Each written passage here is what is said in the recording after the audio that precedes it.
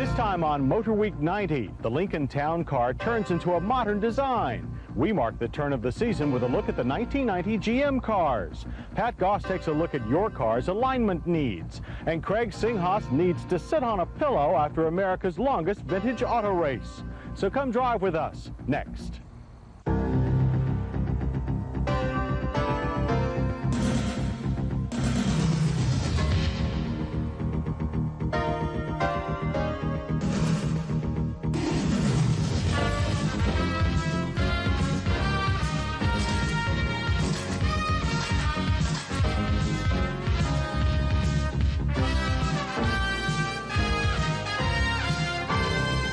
Motorweek 90, television's automotive magazine, with your host, John Davis. Well, hello and welcome again to Motorweek 90. We're glad to have you with us. There's a big wave rising in the luxury car waters, and it's coming from the east, the introduction of new high-end cars from Nissan and Toyota. No one knows exactly how successful these new cars will be, but it seems like Detroit, in some ways, is making an effort to head off the latest Japanese assault on the car market. You'd never know it by looking at this 1989 version of the quintessential American Luxo boat, the Lincoln Town Car. But to prove our point, let's see what Lincoln's done to the Town Car for 1990. When you tamper with a legend, the risks are high. When that legend is the Lincoln Town Car, with some of the most stubborn buyers going, the risks become almost unacceptable. But to Ford's credit, they knew that while the 1980 vintage Town Car was still selling well, it could easily become tomorrow's fire sale. But how do you change a car that buyers want just as it is? The answer is carefully, making sure that each change increases appeal while leaving the basic character untouched. To bring the Town Car styling into the 90s, Ford borrowed some of the themes from the smaller Continental. Large wraparound headlamps, less chrome, and a generally more svelte look. Yet the formal roofline is still present, and all fender ends continue to make right angles.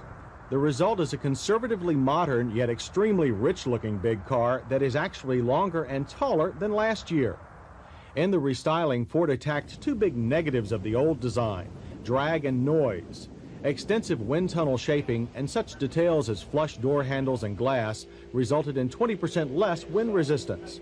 Doors that wrap into the roof, new seals, better insulation, and special Michelin tires were added to cure both wind and road noise. The result is a Town Car that is even more an effortless and luxurious highway cruiser than before. While all this will please most current Town Car owners looking to trade up, we found one change that we like, but many of them will not. There is no padded roof option. Heresy. But there is no such heresy inside. Everything is again new yet familiar. Seats are broad and too flat, but both under leg and lower back support are much improved. Seat controls still reside on the door panel, but there's a storage nook there too. Seat position memory is available for the first time. Dash controls like the big knob for the lights, and the 3-lever automatic climate control panel work like before. While a stereo cassette radio is standard, an upgraded JBL unit and integrated compact disc player are available. Electronic gauges are now standard but more comprehensive. For aging eyesights, left side engine readouts are large, with a trip computer on the right. And while the big steering wheel still has cruise control buttons, now it also houses a standard driver's airbag. There is also an airbag for the right front passenger, yet Ford also managed to maintain a sizable glove box underneath. The fuel door release is now located on the dash. Both front and rear cabins benefit from increased hip and headroom, increasing the Town Car's already generous 6-passenger space. Even the trunk is larger now by a full 10%, with a more usable floor. A power trunk pull-down is another first-time option. Mechanically, the Town Car remains mostly as before, but again with improvements. While construction retains a separate body and frame, the rear suspension now includes air springs for load leveling. Ford also installed a new speed-sensitive variable power steering unit. Combined with a change in front suspension geometry and rear sway bar, steering feel is improved and the car responds better to any change in direction. There are still lots of roll and tight, fast corners, enough to provide a few more gray hairs. Yet overall handling response is more impressive, and the chassis reaction is predictable and stable. Severe bumps are soaked up quickly and quietly, With less tendency to float, ride comfort is also better. One thing we think Ford should have done on the new town car is make anti-lock brakes standard. However, concerns from fleet buyers about maintenance costs kept this worthy safety feature an option. This ABS-equipped prototype stopped in 132 feet from 60 miles per hour, a good result. ABS pedal pulsation is mild and less alarming than some other systems we've tried. One area that Ford was not able to change at all on the 1990 town car is the engine. However, the smooth fuel-injected 5-liter V8 is just what Lincoln buyers want. Power output is 150 horses and 270 pound-feet of torque for the base and Signature Series cars, while the Cartier Design Series delivers ratings of 160 and 280 thanks to a lower restriction dual exhaust. As you might guess, with 2 tons of weight to pull around, acceleration times are less than rocket-like. However, the 150 horsepower model we tested at Ford's Proving Ground managed a very acceptable 0 to 60 run at 11.8 seconds. Our quarter-mile times also averaged out fine to 18.1 seconds at 77. A new and much more powerful town car V8 is still at least a year away. The only transmission remains a column-shift 4-speed automatic with well-matched gear ratios and generally smooth shift points. Smoothness in shifts and in ride top our list of town car hits. Steering feel was also impressive. We also applaud the attractive, stately styling, quiet, luxurious interior, and high level of standard features, especially the twin front airbags. Based on our first impression with prototypes, the only things we found lacking in the mostly new town car are the lack of standard anti-lock brakes, much too flat seat bottoms, and more body rolling corners than what should be necessary for a smooth ride. Since anti-lock brakes are available on all models, the town car makes a clean sweep of our safety check. The rear shoulder belts are also above average in comfort. Comfort, after all, is what the Lincoln town car is all about. As for whether the changes made for 1990 should affect sales, we think yes. Those that may not have been completely sold on the town car before should find enough new to swiftly push them to the positive side of the sales fence. As to the large and loyal clan that already own town cars and were afraid of change, take heart. The 1990 Lincoln Town Car remains the same, only now it's much, much better. One of the great aggravations of modern life is the traffic jam. Few of us who drive more than a mile a day can avoid spending time at a standstill, wondering why we didn't leave for work a half hour earlier. Salvation, however, is riding on the airwaves, and Lisa Barrow is here to tell us more. On the inbound lanes of 270, you should find the lanes open. We'll take a closer look next. Bob Marburg, WTOP Traffic. I don't know about you, but before I head to work in the morning, I listen to the traffic reports just to make sure there aren't any major backups. But have you ever wondered how they all come together? Just where do they get their information? And why are some reports accurate and some not? Southbound 295 is slow through the work zone as you head down toward the Suitland Parkway with the lanes open. Bob? From I-95 heading west toward Bethesda and the American Legion Bridge, we'll find that all of the lanes are open.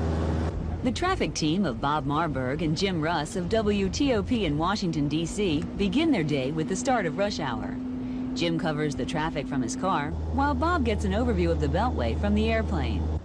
You're always suspicious when you look at traffic and it's unusually light. Then you have to figure out that everybody sleep late and stay home, or is there some obstacle somewhere upstream? I spent the morning in the car with Jim Russ. Jim drives against the heavy traffic, so he's usually not stuck in a tie-up, but can report where the tie-ups are. The two real advantages we have from the car is that, number one, we can go to places that the airplane can't because of the restricted airspace around the city. And we can get to specific major incidents and figure out what's happened at the scene, figure out how long it's going to take to get it cleared up. All these are things that the listener probably wants to know about when they're planning a route to and from work. Usually we become aware of incidents by monitoring the police and the fire departments or by calling public works, fire departments, but you have to go out and field check it. You have to verify the information. You try very hard to see that on which you're going to report. Jim's car is equipped with police and fire scanners, a total of 5. I wondered how he could listen to them all at one time and concentrate on driving and giving traffic reports. Jim Russ, WTOP Traffic. Listening to all the radios at once is basically a function of practice. You become familiar with a lot of the voices and the codes, and you're listening for specific things. So that's sort of a secondary function. The reporting and driving is a little more difficult. That's really an acquired art. You have to practice it, and it took me a couple of years to become comfortable with it before I really felt like I knew what I was doing. But have you ever gotten to a backup that was reported, only to find that there is no backup? We realize that every time we push the push-to-talk switch and go on the air, that our credibility is on the line. If the information isn't accurate, it simply isn't worth presenting to the audience. So credibility, accuracy, that equals usefulness. As transportation becomes a bigger challenge, I think that we've found that we can actually make a difference, both as reporters and as a stimulus to change. It's the stimulation and the challenge of the job, which to all of your senses actually winds up making it fun.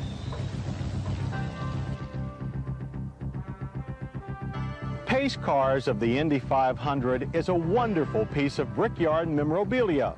L. Spencer Riggs and his family have produced a fascinating book on the cars that always start America's greatest auto race but never finish it. 78 years of Indy pace cars are covered. There's plenty of technical information along with some fine old photographs and fascinating historical details. Pat Goss has a history of saving our viewers time and money by solving their automotive problems. Here he is to do it again. Pat? A lot of car owners, at one time or another, John, have had the front ends of their cars aligned to cure a tracking or handling problem, only to find out after the alignment that the problem still persisted. Now, we have a letter in that vein from Steve Cohn of Copperas Cove, Texas. Now, Steve asked more questions in his letter than we could answer, but one thing that he does mention, he says the rear wheels of his 1983 Renault Alliance look like they are out of alignment. He's noticed the same condition on some other cars. He wants to know if he should be concerned and if there's a way to adjust the alignment. Well, before we get into the specifics of that, you know, alignments have changed on cars over the last few years. Seems like in the past what we had was something very simple. We'd have a piece of alignment equipment that would be hooked to the front wheels of the car only, and we did some adjustments up here, and that's all there was to it. Well, times have changed. You know, cars have become a lot more complicated and sophisticated. Now we have front-wheel drive. We have independent rear suspensions on a lot of cars. All sorts of things like this that were only dreams a few years ago. But along with this, we have some complications as far as keeping everything aligned so that the tires wear well and that the car handles properly. Now, the alignment equipment that's used today, well, it has 4 of these units, or heads as they're called. 2 for the rear wheels and 2 for the front wheels. Now, at the bare minimum with these, what you do is you do a 4-wheel alignment. 4-wheel alignment simply means that you're taking the rear wheels into consideration when you're aligning the front wheels. Doesn't mean that you're aligning the rear, just using them as a reference. You also have rear wheel alignment. Now, this means that you actually align the rear wheels of the car. Now, as you've followed cars down the road, I'm sure from time to time you'll see some of them where the tops of the rear wheels tilt in quite noticeably. Well, this is telling you that that car has a negative camber. It means the tires are maybe tipped in too far. It may not mean anything, but then again, it might mean that that particular car needs a rear wheel alignment. Also could mean there could be some worn parts back there. But rear wheel alignment, that's what we're really concerned with. Most modern cars will have provisions for adjusting that camber to make the tires sit more straight up and down. They will also have provisions in most cases for toe-in, and that means that the front of the tires, they either point toward one another, straight ahead, or away from one another. There are adjustments for these.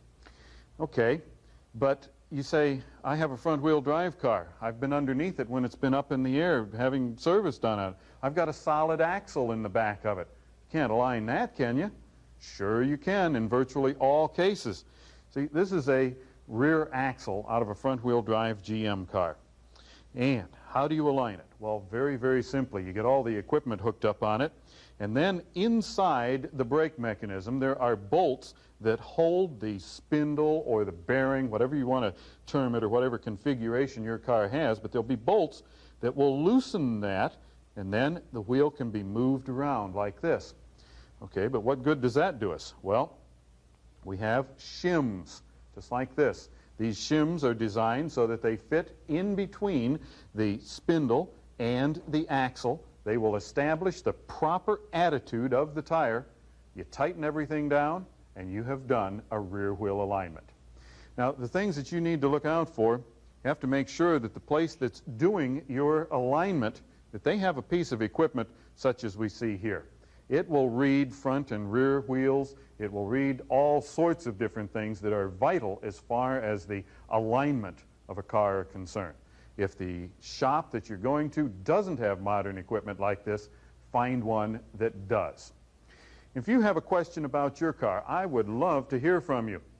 If I select your letter to be used on the air, I'll send you a Motorweek t-shirt. The address is Motorweek, Owings Mills, Maryland, 21117. That's Motorweek, Owings Mills, Maryland, 21117. It's another new season for Motorweek and another new model year for automakers. Last week we showed you what Ford has in store for 1990. And now it's time to see what the General has to offer. As you might expect from the Army of Divisions at General Motors Command, there's a lot new for 1990. Chevrolet will be building up its Lumina line with two new models, a sleek two-door GM10 Coupe and the innovative Lumina APV minivan. This front-drive, plastic-bodied people mover offers show car styling, seating for up to 7, and a standard 3.1-liter V6 powertrain. The popular Beretta Coupe now includes a quad 4HO-powered GTZ model, and next spring it will lose its top for a sleek convertible version. While everyone knows about the Corvette ZR1, most will be surprised at the new dash for all Corvettes, complete with a 200-watt cassette CD stereo and mostly analog gauges. Continuing with the Chevrolet, if you can't beat them, import them theme is the new Geo Storm. Built by Isuzu, the Storm is a snappy-looking sport coupe with the safety of a driver's side airbag built in. Chevrolet trucks weigh in with upgrades on a variety of models, including rear anti-lock brakes on the venerable Suburban. The full-size 454 SS pickup gives a new meaning to the word workhorse with a potent 7.4-liter V8. Both Chevrolet and GMC will offer stretched and four-wheel drive versions of their Astro and Safari minivans. And next spring, four-door S10 Blazer and S15 Jimmy Sport utility wagons are also due. GM's performance division, Pontiac, greets 1990 with a new sports sedan version of the Grand Prix. While basically a GM10 four-door, there's no mistaking its hungry Pontiac styling, or the turbocharged V6 that's an option on the Grand Prix STE. That engine's standard, along with anti-lock brakes on the Grand Prix Turbo Coupe. While Pontiac's minivan, the Transport, uses the same engine as the Lumina APV, styling and features again set it well apart from its Chevy cousin. Other Pontiac changes include a new face for the Sunbird and an upgrade in suspension and engine performance on the imported Le Mans GSE. While Pontiac joins Chevrolet in the mass minivan market, Oldsmobile will try to carve out a luxury niche with its Silhouette APV. Plush to the point of a full leather interior, the Silhouette is a new alternative for luxury station wagon buyers. Oldsmobile's restyled Toronado and Trofeo bow with perhaps the most controversial rear-end styling of the year. Aside from the voluptuous lines, there's more trunk space, new instrumentation, and improved ride and handling. Oldsmobile will also offer a GM10 sedan under the familiar Cutlass Supreme heading. However, its sleek styling and standard high-output quad-4 engine are special. Also, no other brand has this GM10 variant, a convertible. The Cutlass Supreme convertible includes a fixed roll bar for both safety and above-average body stiffness. Buick also has a convertible in the news for 1990, only this one is the two-seat Riata. The manual top is simple to use and reveals a new dash, without the infamous CRT screen. The Riata shares its new dash design and airbag with the Riviera. Buick's new midsize sedan, the Regal, will not bow till next spring. Yet when it does, the available 3.8-liter engine will be the largest available in GM10 sedans. Over at Cadillac, the Fleetwood Brougham, largest of all domestic luxury cars, receives a modern facelift for 1990, along with standard anti-lock brakes and an optional 175 horsepower V8. The Pininfarina-designed Alante is the first American chassis to include traction control. Here, acceleration wheel spin is controlled by both automatic brake application and stopping fuel to up to half the 4.5-liter V8 cylinders. It's easy to see that GM has massed a formidable array of troops for its onslaught for the 1990 New Car Buyer Prize.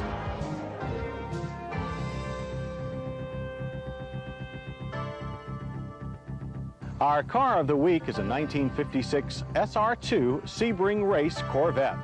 It's owned by Richard and Carolyn Fortier of Schwartz Creek, Michigan. If you've got a one-of-a-kind car that you'd like to share, we'll consider it for Car of the Week. Just send a good color photo and self-addressed return envelope to Motorweek, Owings Mills, Maryland, 21117. Lisa Barrow has some photos of one-of-a-kind cars, too. Only hers are prototypes of new models. Here she is with another one and all the latest motor news. Lisa. Thanks, John.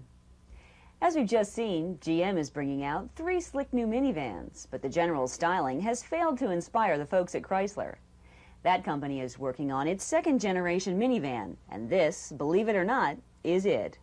Chrysler has apparently decided that there's no point in messing with a good thing. The bumpers, taillights, and front fenders appear to be new, as does the back window, while Caravan Voyager exterior styling looks about the same as before. We're told the interior is all new and more luxurious. As for engineering, Chrysler will finally offer 4-wheel drive. Chrysler has another model coming for '91 that it's working on with Japanese partner Mitsubishi. It's called the Dodge Stealth, and it's the replacement for the Conquest, but it will surpass the Conquest and a number of its higher-priced competitors. The Stealth will have 270 horsepower. That will come from a turbocharged 24-valve version of Mitsubishi's V6. To put that power to the ground, there will be a full-time 4-wheel drive system, similar to that used in the Eagle Talon. The Stealth, as you might have guessed, will sell for a good bit more than the Talon. Expect a price in the neighborhood of $25,000. Mitsubishi will produce a version of the upcoming Stealth, and they'll call it the 3000 GT. It will have completely different bodywork.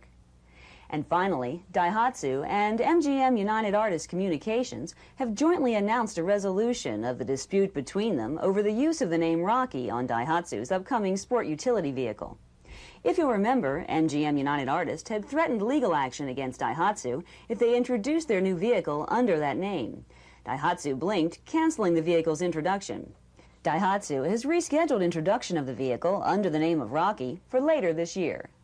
Daihatsu and MGM United Artists have agreed to keep the details of the agreement confidential. John? Thanks, Lisa. Of all the different kinds of motorsports, there's something truly unique about vintage racing. Only a very crazy or very rich person would take a valuable, sometimes irreplaceable car and subject it to the dangers of the racetrack. But as Craig Singhas found out during his travels along the high road, some are even crazier than that. They not only race their precious automotive relics, they choose as their track the entire U.S. of A.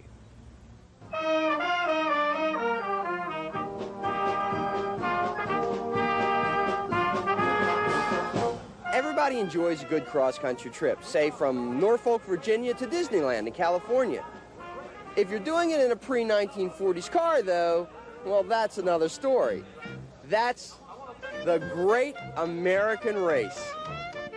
These restored automobiles of the past don't actually flex their engines in a mad dash across the United States. Rather, the event is a rally, a test of precision driving, controlled speed, and most importantly, endurance. One of the major supporters of the Great American Race is Norm Miller, president of Interstate Batteries.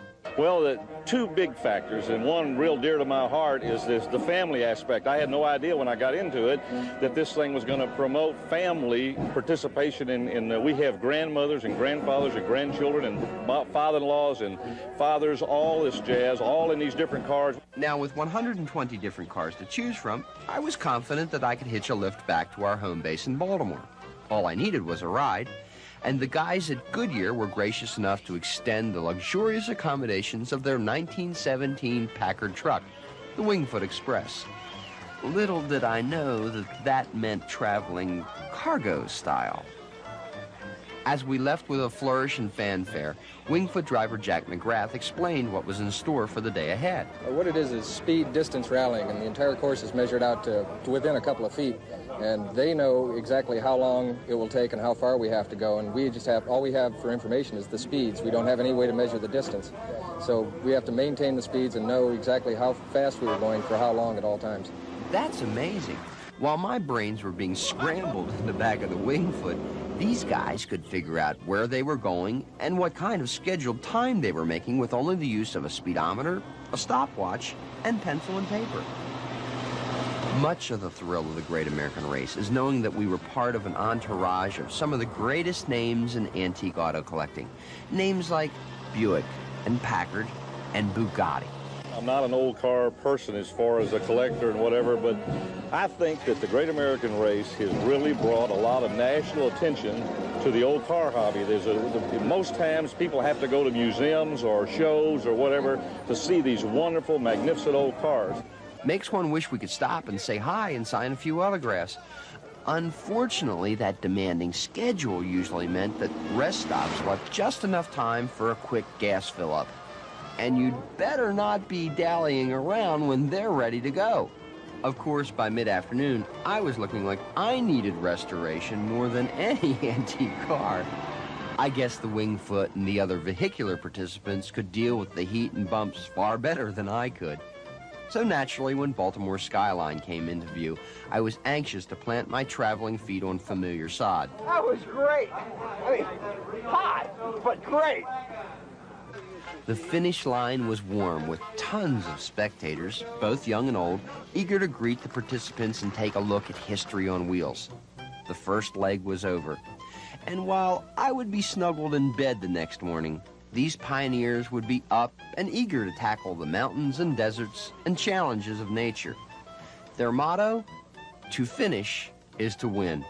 And why not? After all, California was only 9 more sunsets away. Craig will be back next week with the story of the city that once rivaled Detroit as America's automotive capital. Lisa Barrow will tell you how to sell your old car, and we'll look at some new cars from Chrysler. Pat Goss will be here too, along with our usual new car road test and motor news. I'm John Davis. We'll see you then. If you'd like a transcript of this program, send $4 to Motorweek Transcripts, Owings Mills, Maryland, 21117. Residents of Maryland add 20 cents sales tax. Ask for show number 903.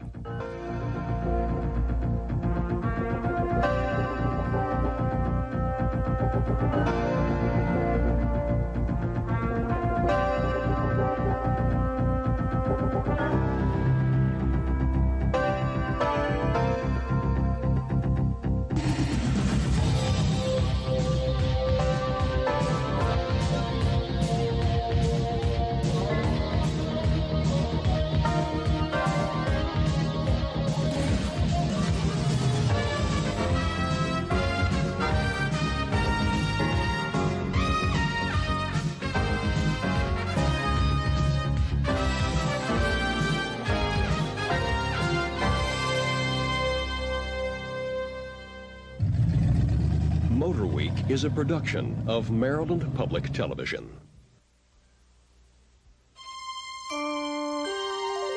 This is PBS.